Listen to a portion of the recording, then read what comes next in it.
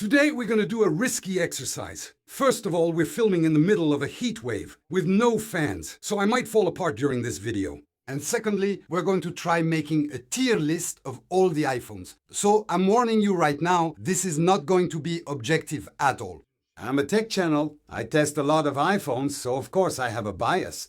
I don't have the same relationship with iPhones as a regular user. Also, you can't be objective in a tier list because life changes over time. There are iPhones that I loved when they came out, some features that I thought were great, and actually today we realized they were completely forgettable. And then there are also changes to the iPhone that I didn't really understand at the time and that have become iconic today. So this iPhone tier list is personal. It's my ranking, my experiences, my memories, and my reviews. I should warn you too, we might bring out some archive footage. We're going to dig up videos that are over 10 years old. It might be a shock for you. The ranking for this tier list is the usual one. The S rank, that's the iPhone Hall of Fame.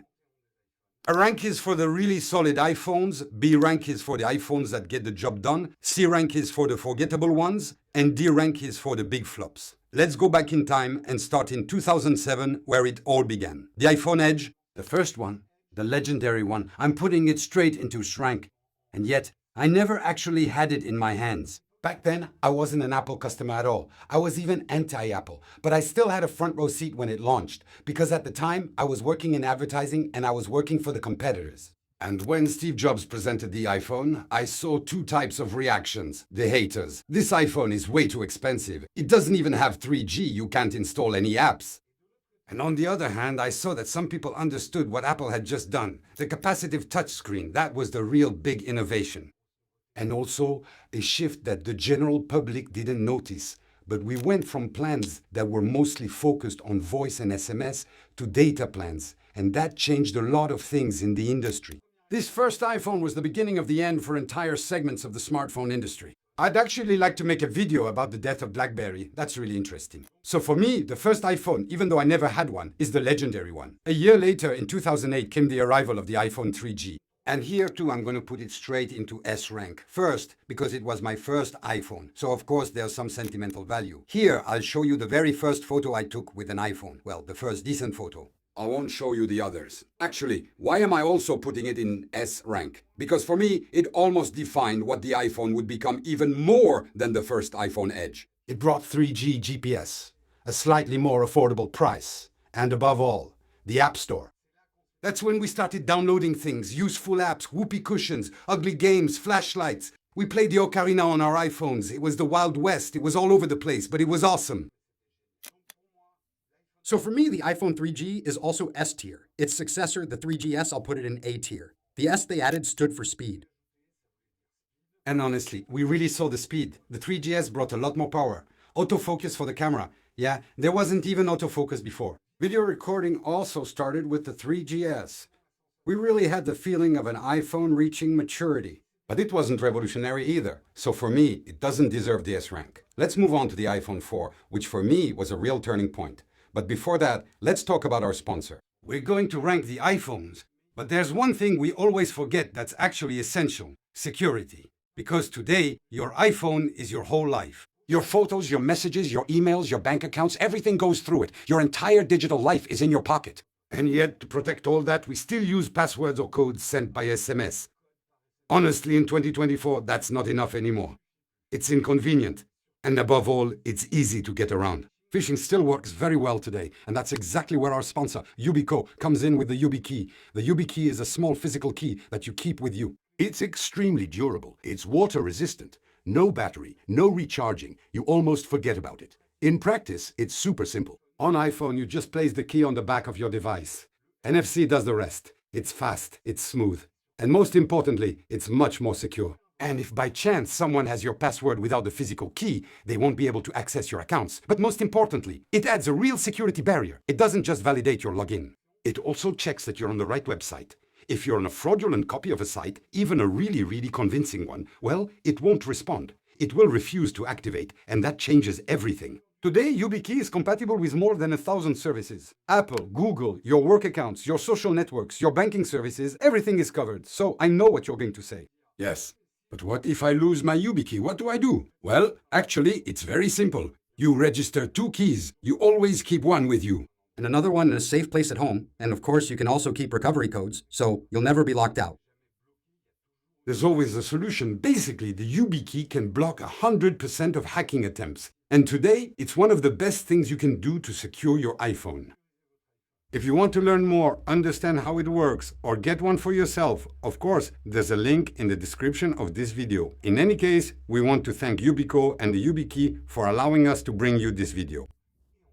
And we're going back to the iPhone tier list. The iPhone 4, it's 2010, and I'm going to put it in the A tier. Not S, but A. I know some of you are going to scream. Some people would rank it lower, but for me, it's still a masterpiece of design. It's the arrival of the glass back, the steel edges, the retina display, FaceTime, a pixel density that, at the time, blew everyone away. That's why I say you could even put it in the S tier, but unfortunately, it had a major flaw, the antenna gate.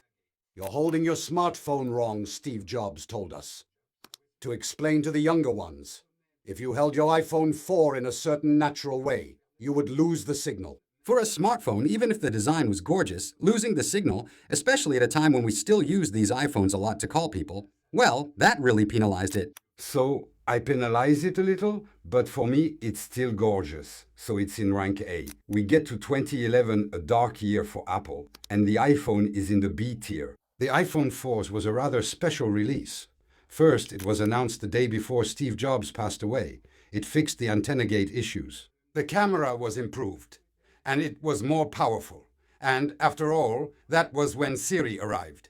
But when it launched, Siri was still very limited. It was slow and very frustrating. You might say maybe that hasn't changed much today. We'll wait for Siri 2.0 if it ever comes out in France. The iPhone 4S is a good iPhone, but definitely not revolutionary. So I'll keep it in B tier. And it's going to be the same thing for the iPhone 5. I'll also put it in B rank. Now, this one brings up something a bit personal and special for me. Because it's the first iPhone I reviewed on YouTube. At the time, I was still at No Watch Television. Nowtech didn't exist yet. This was in 2012, and this iPhone 5 on paper, it had a lot going for it. A 4-inch screen, it sounds funny today, but it was big, an ultra-thin design. The lightning port, because before we had those big connectors. Depending on the market, you could get 4G and it had an aluminum finish. But at its launch, it had quite a few problems. It was the beginning of Apple Maps, and the start was disastrous. There were like bridges collapsing on the map.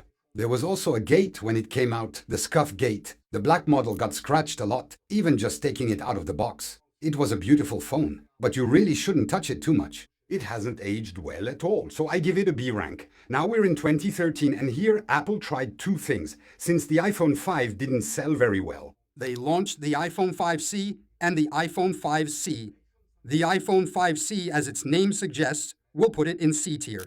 The concept was interesting. The first iPhone made entirely of plastic that owned it. In short, it had a strong visual identity. It was kind of like a candy iPhone. A more fun iPhone that didn't take itself too seriously. But the problem was the price.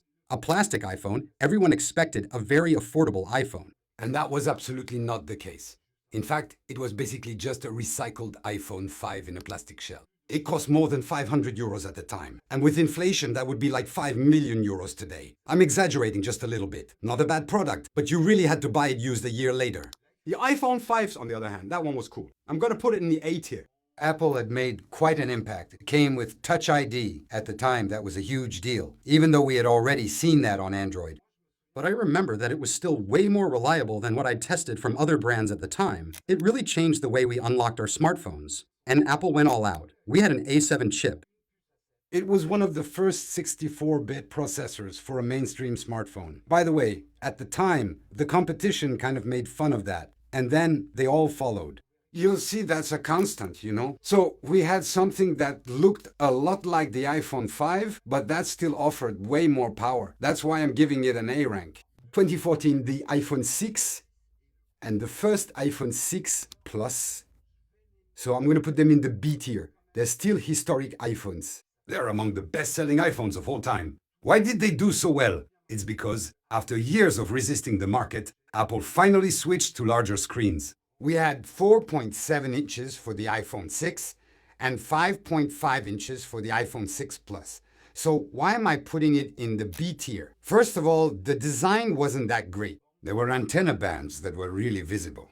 The base storage, 16 gigs, was already starting to look bad. But above all, there was the Bendgate. Some clever people will say it was Apple's first foldable smartphone. I'm not going to go over the history again. It was especially true with the 6 Plus. Personally, I didn't have any problems. And yet, I sometimes put it in my back pocket. But the fact is, it really damaged the image of the iPhone, Apple's brand image. So that's why we're going to put it in the B tier. And then we had the iPhone 6 and 6S Plus. Yeah, we were still in the years when Apple would just add an S from one year to the next. And here, I'm going to put it in the A tier. Apple had fixed the issue. The chassis became much stronger. They switched to another type of aluminum. 7000 series aluminum, I think. The camera went up to 12 megapixels. We could finally crop our images a bit. Video, and God knows how important that is to me, made a leap forward that I think Apple still hasn't lost in terms of video. Touch ID became much faster. And unfortunately, because Apple often shoots itself in the foot, they kept that base storage at 16 gigs. Which was absurd. You could shoot in 4K, but with 16 gigs, you filled it up quickly. There was also a misstep with the 6S, that's 3D Touch back then. I actually loved 3D Touch. It was a pretty brilliant concept, but honestly, it was quite a failure. No one ever really understood when you were supposed to press hard to get 3D Touch. Anyway, Apple quickly gave up on the idea. But otherwise, as far as I remember, for me, it's still one of the iPhones I've seen people use for the longest time. A very durable iPhone that many people kept. So that's why I give it an A rank. The following year, 2016, Apple changed its lineup. That's when the iPhone SE arrived. For me, the first iPhone SE deserves an A rank. I really liked it. Apple understood that they couldn't just say, well, buy old iPhones if you can't afford a new one. So they reused the design of the iPhone 5s. And inside, they put the internals of the iPhone 6 as a result. We got a more compact iPhone. And there was already a demand for that in the market. Even though before, people wanted big screens. Now, some people wanted smaller screens. It's not always easy to keep up with people. We had a small, powerful, affordable iPhone. I didn't say cheap, I said affordable for an iPhone. It wasn't an iPhone that looked sexy on paper for tech enthusiasts. But I thought it was a good example of industrial recycling, of repackaging. And the same year, we got the iPhone 7, which for me is a B-tier device. It brought important things that we still have today.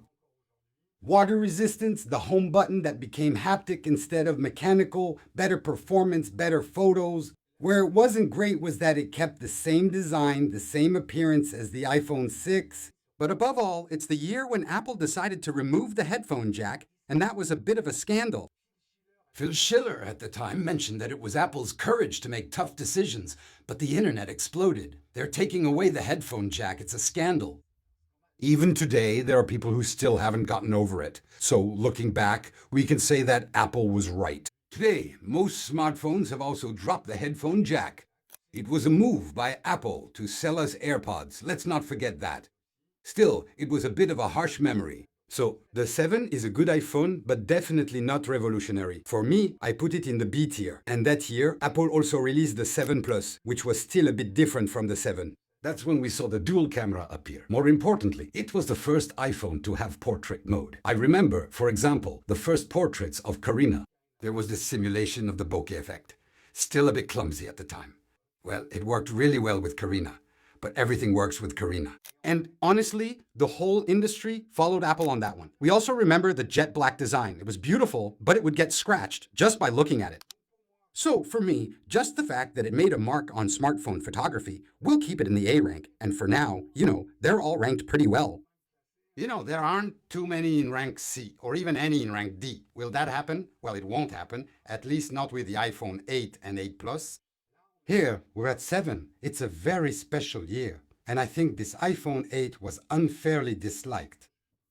The iPhone 8 was in the worst possible situation. This was the year Apple released the iPhone 10. But they figured not everyone would buy an iPhone 10. So just to be safe, they released the iPhone 8. Now, yes, the iPhone 8 was ugly. Well, it wasn't new. It had big bezels. It had the old home button.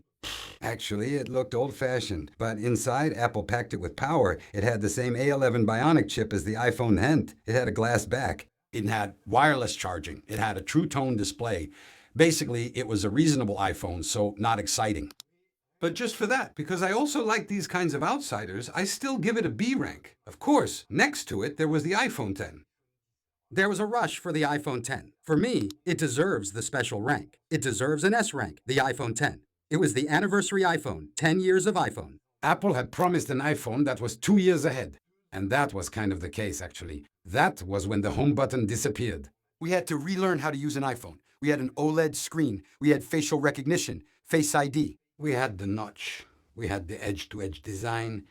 It really felt like we had a piece of the future in our hands, as we used to say back then. Of course, the competition made fun of all that a lot, but in the end, they copied it afterwards. But where the iPhone really changed things, as I said, is that it changed the way we use an iPhone. The swipe-up gesture, multitasking, facial recognition that wasn't just a simple photo of your face. To the point that for a very long time, this Face ID was the only facial recognition that was truly approved, especially by banks. Now, all of this seems obvious. But back in 2017, it was crazy. We didn't even use the word crazy back then. Of course, there was a bit of a scandal about the price. The iPhone cost as much as a month's minimum wage. Fortunately, the minimum wage has gone up since then, not by much. It was 900 euros. We can also note that iPhones haven't changed much in price over the past 9 years on average. It did have some flaws though. The battery life wasn't great, but still, it deserves its S rank. The impact was huge. Personally, it's still one of my favorite iPhones. Back then, I really went all out. I even shot the review video à la défense. Now we get to the iPhone 10s, which in my opinion doesn't really deserve better than a C rank. They were good iPhones, with the A12 Bionic Chip Smart HDR and faster Face ID. The very large format of the 10s Max arrived, 6.5 inches, the beginning of giant slap phones. But honestly, we're entering the lean years. If you had an iPhone 10, there was no point in switching to the iPhone XS. We'll see that this became a constant later on. It's kind of the beginning of the end for iPhone innovation. But that year, Apple had another trick up its sleeve, the XR.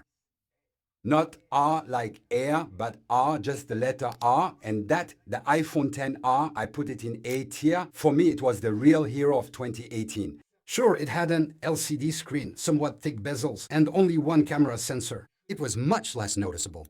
But honestly, it was an excellent iPhone. It had the same chip as the iPhone X, really good performance, and fun colors. And it had a battery life that was, as a result, huge. And in this case, the choice of the LCD screen wasn't a bad one. And for me, if I give it this A rank, it's because Apple managed to achieve really good value for money. And that's rare for Apple, and it was kind of the same. The following year, the iPhone 11 for me deserves an A rank, so I'm putting it right away in A rank. For me, it was the successor to the XR. They kept that LCD screen, but they added an ultra-wide-angle lens. And above all, that's when night mode arrived. It was an iPhone that I already found at the time to be extremely well-balanced, solid, with good battery life. It took good photos, and the price wasn't as steep as the Pro iPhones we're about to talk about. It didn't have 5G, and it's true that at the time it was already widespread on Android. So, everyone made fun of that. But at the time, not having 5G wasn't such a big deal. Not everyone had it in their plan. So for me, it still deserves an A rank. And above all, with the arrival of the iPhone 11, well, it was also the arrival of the 11 Pro and the 11 Pro Max. Apple was expanding its lineup, and for me, this iPhone 11 Pro deserves a spot in S rank. Personally, it's an iPhone that I loved. For its time, it had amazing battery life. But above all, the 11 Pro Max that I had was incredible for taking pictures. We had the 3 lenses, the wide angle, the ultra wide angle, and the introduction of the telephoto lens. Some people will tell you it's not a real telephoto lens, but who cares? So everyone made fun of it. And I was the first to make fun of that stovetop look it gave visually. I think I even made an edit with a Lego Yoda cooking on those stovetops. The humor hasn't aged well. But actually, today it's kind of become the new visual standard for Pro iPhones. And then the glass back on the Pro models was beautiful. I think that's the one where I like the color the most. I think the khaki on the iPhone 11 Pro was my favorite. In short, Apple really went all out for its first Pro. So for me, it deserves the S rank. Now we're in 2020. And then we have the iPhone SE2. I remember that well because I tested it right in the middle of lockdown. I remember that to create backgrounds during the video, well, I would put it in front of the television because I didn't have any other choice. And well, despite that, for me, it doesn't deserve better than a C rank. Apple tried to recreate the success formula of the SE. The same chassis as the iPhone 8. The home button came back, the small screen, but with the A13 chip from the iPhone 11. So, It was cool, you know, we had good performance, but what a step backward. It brought back everything we'd left behind on the iPhone, big buttons, average battery life, and the small screen. In short, compared to the first SE, it didn't bring anything new. And actually, it just had that outdated vibe. But that year, we got the iPhone 12. The iPhone 12. I'm hesitating, but I'm going to put it in B tier. It brought a lot. The return of the industrial design, the flat edges, OLED on the standard model, 5G and MagSafe, which we made fun of quite a bit. We were skeptical at the time, but in the end, it worked really well. And then Ceramic Shield made it more durable. Visually, it was a very successful iPhone, the 12. But for me, it still had some deal-breaking issues. The battery life wasn't great. And then, that's the year Apple removed the charger from the box. And even today, we're still feeling the effects of that. So officially, Apple did it for environmental reasons. But it also allowed them to fit a lot more in the trucks and increase their profit margins. Let's not kid ourselves about that either. There too, you know, all the manufacturers said, look at Apple being stingy. But in the end, they all did the same thing. So just for that, I don't want to put it in A tier. I'm going to leave it in B tier. Don't get mad at me. Then, there was also the iPhone 12 Pro, let's not forget. And for me, it was kind of a miss. You know, I'm going to put it in C tier. It looked good, it was premium, but actually it didn't bring much compared to the iPhone 12. Yes, we had the telephoto lens, yes, we had LiDAR, but we didn't really know what it was for. There was a bit more RAM, but at the time we thought it wasn't important. The finish was a bit more luxurious, but that was just a detail. And for a lot of people, the price difference between the Pro and the 12 wasn't justified. Honestly, at that time, it was better to get the 12 Pro Max, if you like the related boards. The year 2020 was busy because we also got the iPhone 12 mini. Now, we need to talk about that. For me, the iPhone 12 mini belongs in B tier. I want to put it in A tier, maybe even S tier. Tech enthusiasts love this format. We had a compact size with still a 5.4-inch screen. It was light. You could really use it with one hand. It was perfect when you had small pockets. But the battery, as a result, was really just barely enough. And for barely 100 euros less than an iPhone 12, that's when Apple realized that battery life was actually one of the #1 factors when buying a smartphone, which brings us to 2021. Let's start by talking about the iPhone 13. The iPhone 13, in my opinion, deserves an A rank. The number 13 didn't bring any bad luck to the iPhone at all. Visually, nothing crazy. The notch was a bit smaller. The sensors were arranged diagonally. Woohoo! Let's get wild. But when it came to battery life, it was impressive. Back then, I found it very well balanced, very powerful, very reliable. And in the end, that's really the #1 factor when buying an iPhone. It's an iPhone that works well, but it still had a major flaw compared to the rest of the market. Apple was stuck at 60 Hz. Tech enthusiasts said it was a shame. And in part, we were right to say so. So even though I liked it a lot, it doesn't deserve better than rank A. On the other hand, the iPhone 13 Pro and the iPhone 13 Pro Max are S tier. Because here we had 120 Hz on the screen. ProMotion on iPhones, much more responsive, much more premium. A real difference between the iPhone 13 and the 13 Pro. The Pro Max was monstrous in terms of battery life. Like you had enough battery for a month. I'm exaggerating just a little bit. The camera improved. Video too. We started to have something truly pro in our hands. That's when cinematic mode arrived. A bit of a gimmick at first, but we were starting to see where Apple wanted to go. For me, it was one of the best generations of iPhone Pro.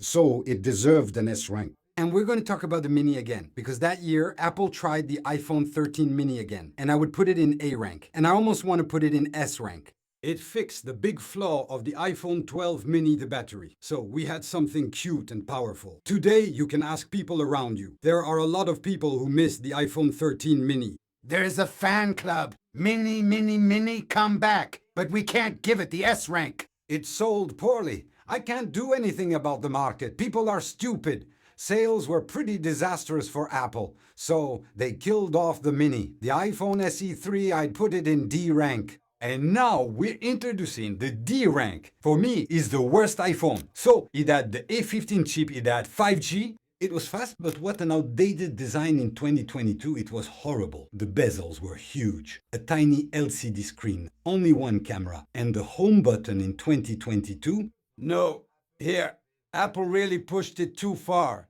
The penny pinching was obvious. I must have said some nice things about it back then, but for me, it's clearly a D rank today. By the way, Apple stopped making SEs after that. Let's move on to the iPhone 14, and we need to keep going because I'm starting to fall apart. In front of the camera, it's not easy to stay dignified during a heat wave. So, the iPhone 14 for me is a C rank. It was almost an iPhone 13 in a new box. I think back then, Guillaume and I wondered if this iPhone was a joke.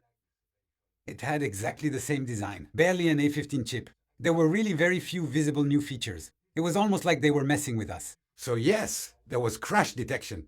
The real crash was this iPhone 14. Some people will say yes, but Jerome, the camera improved. Waha, show me the difference. See, I still have that old anger about the iPhone 14. I'm this close to downgrading it.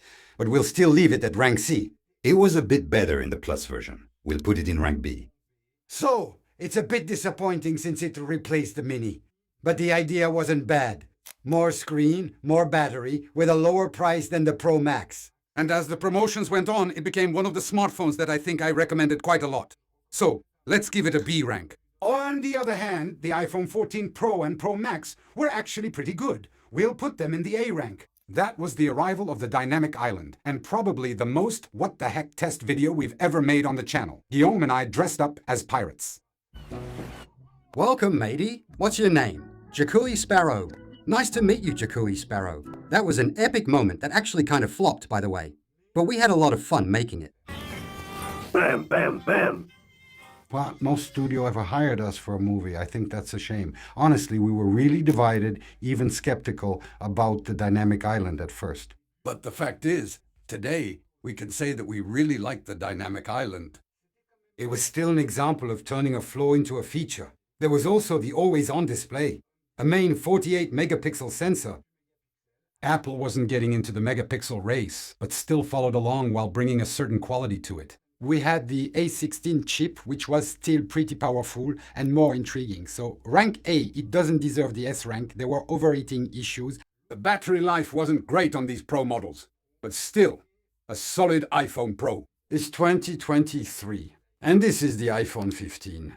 The iPhone 15, I would say, is a mid-tier rank. It's a good update. We finally got USB-C, which for me at least was a big relief. The base model got the Dynamic Island and a 48-megapixel sensor. The back was made of frosted glass. But on the other hand, and this was really embarrassing in 2023, the screen was still at 60 Hz for us tech content creators. It was a blessing. It gave us another year to criticize the iPhone. That's how you get views. Yeah, I'm a bit cynical, but honestly, for consumers, a 60 Hz screen in 2023 was impossible to defend. The 15 Pro and the 15 Pro Max, for me, were good pros. They deserve an A rank. The titanium finish went nicely with my Apple Watch Ultra. It gave us lighter, stronger iPhone Pros. We'll see later that Apple gave up on the idea, unfortunately. We had the action button. Well, I use it a lot, especially with the arrival of artificial intelligence on smartphones. But let's not get ahead of ourselves. Personally, I have a bit of a grudge against the iPhone 15 Pro because I had to get the Max if I wanted the 3.5 periscope lens, which was cool, but it forced me again that year to get a Max model. And my pockets hated it. These are my cup years, whereas normally it's chubby, bouncy, beautiful. On the other hand, something I really liked about the 15 Pro is that Apple finally put in decent transfer speeds. It was heretical to let us film in formats like ProRes, 4K, and all that. But it took ages to transfer that to a computer. There were complaints about it overheating back then. I didn't really have that problem. But that's also because I always set up my iPhones as new iPhones. So, a good year, but it doesn't deserve to be in the Hall of Fame. We'll leave it in Tier 1. Now we're in 2024 iPhone 16 and 16 Plus. I'd say that's Tier B. There's something positive this year. Apple is starting to make progress on the standard models compared to the Pros. They're becoming less stingy with what they put in the standard model. On the 16 and 16 Plus, we got the action button, the camera control button, which few people use, the A18 chip and compatibility with Apple Intelligence, and a placement of the photo sensors that was supposed to allow spatial photography. So, a real advantage compared to the standard 15. But again, Apple saved money by keeping their screens at 60 Hz. And at that point, it just didn't work anymore. So that's why Tier B, no higher.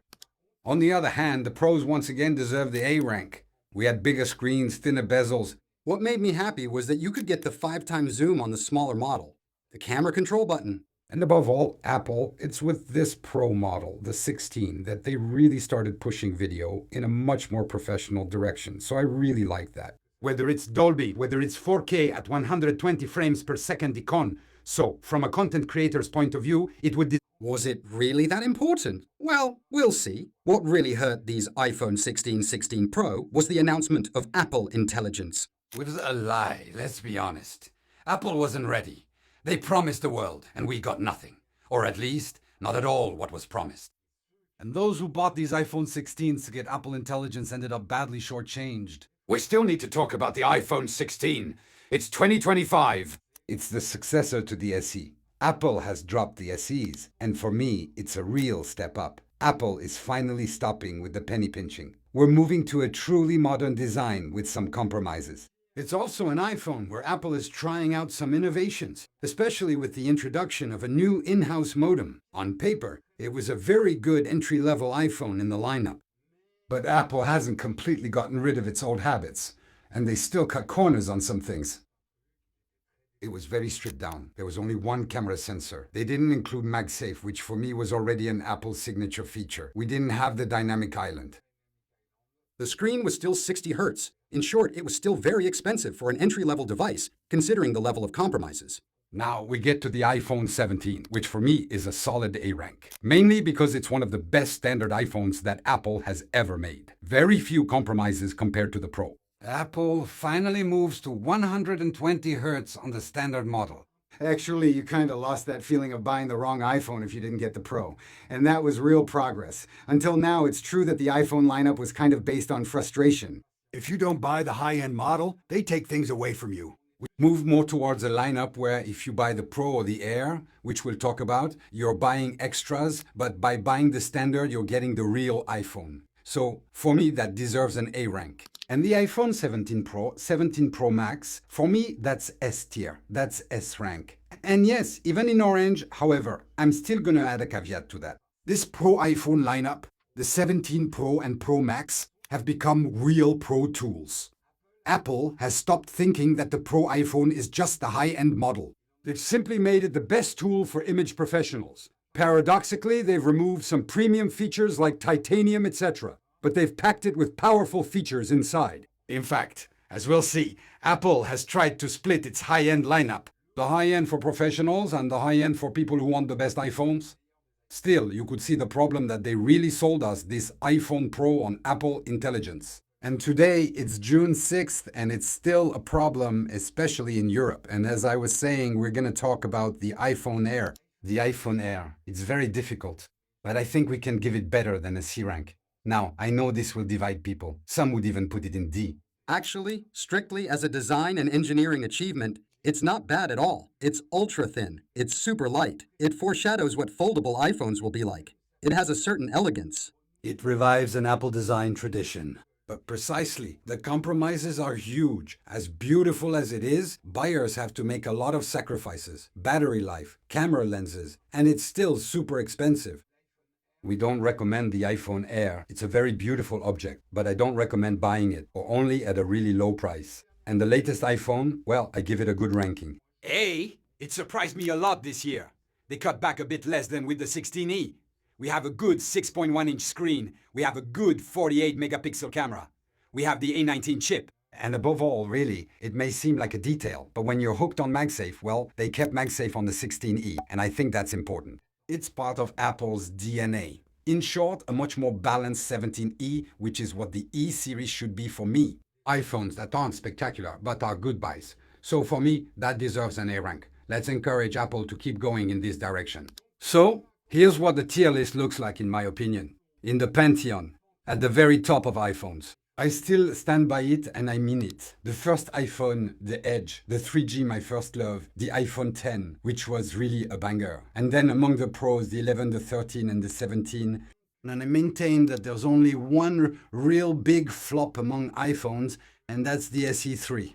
We came close with some others, but let's say they're redeemable. Actually, through the history of iPhones, and there have been quite a lot, in almost 20 years of existence, it kind of reflects the paradoxical image and story of Apple. Sometimes they're capable of great things and making changes to smartphones that shape the entire industry. Everyone follows them. And sometimes they've made choices that make you want to tear your hair out, like keeping 60 Hz for so long. Well, actually, that kind of sums up the iPhone. A mix of caution, innovations, But not in the sense of the latest tech stuff. More like innovative choices. Sometimes iPhones are great. Sometimes you can find them completely arrogant, often way too expensive, but impossible to ignore, even when you hate iPhones. What I want to know is your ranking. For you, what are the best iPhones and the worst iPhones? Because I have a feeling we're really not going to agree. I also recommend you watch a video we made recently where we talk about the future of iPhones and smartphones in general. Are they all going to become foldable? And with that, I'll see you in the next video, hoping it won't be as hot, because it's hell filming in these conditions. I must look like a mess. I'm tired. I want an air conditioner.